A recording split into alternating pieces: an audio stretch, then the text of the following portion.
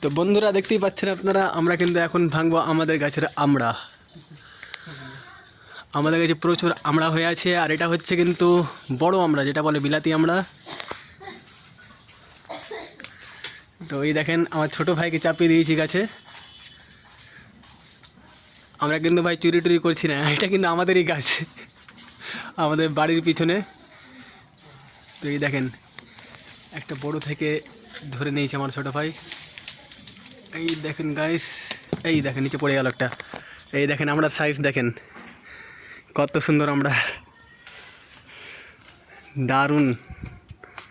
তো গাইস দেখতে পাচ্ছেন এটা হচ্ছে কিন্তু বিলাতি আমড়া, যেটা খেতে মিষ্টি, টক লাগে না, খেতে দারুণ লাগে। তো আজকের আমাদের ব্লগ এখান থেকে শেষ করলাম। ব্লগটি ভালো লাগলে অবশ্যই লাইক এবং সাবস্ক্রাইব করে দেবেন।